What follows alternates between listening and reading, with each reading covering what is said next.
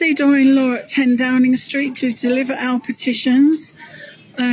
We have with us the Honourable Dr. Jocelynne Scutt AO, David Hencke, award-winning investigative journalist, and a 1950s woman who has for many, many years been campaigning behind the scenes as a volunteer, Sharon, and we're so pleased to have you here. Over to you, David. I'm David Hencke, a journalist and a patron of CEDAWinLAW. What I will say about this is quite simple. This has been going on for a ridiculously long time. This is about 6 years, 7 years, when nothing has been done.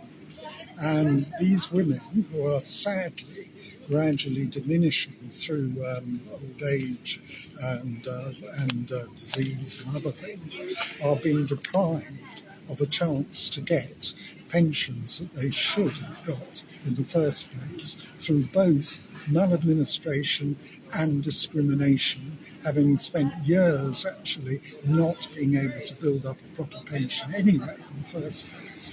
And really, it has come to a time when actually a minister has to do something.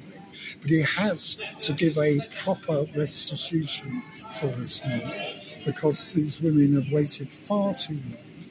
And this has been dragged on by successive governments and other organisations. And we've never had a proper resolution to this. We need it now, and we need the minister to take seriously this situation. Too many ministers from successive governments have refused to do anything about it, and it's about time it was done. Thank you. And now to the Honourable Dr. Jocelynne Scutt AO, who presided over 2 People's Tribunals and numerous Women's Parliament, who will be joining in New York for the UN CSW 70. Dr. Scutt.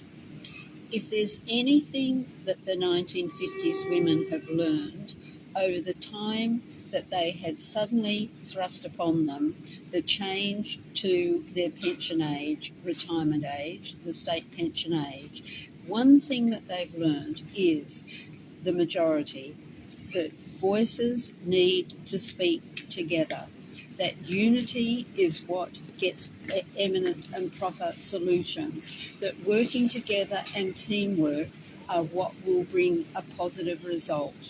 The positive result must come through mediation.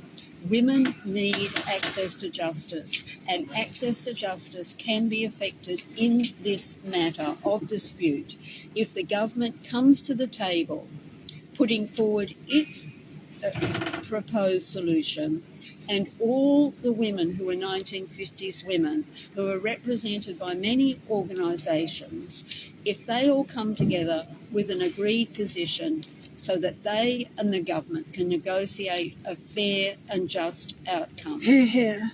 All that the 1950s women, the vast majority, are asking is, may we have a collective and a firm and a clear and a just solution that takes into account the egregious discrimination on the grounds of age, on the grounds of sex, gender, and also indirect discrimination for some on the basis of marital status.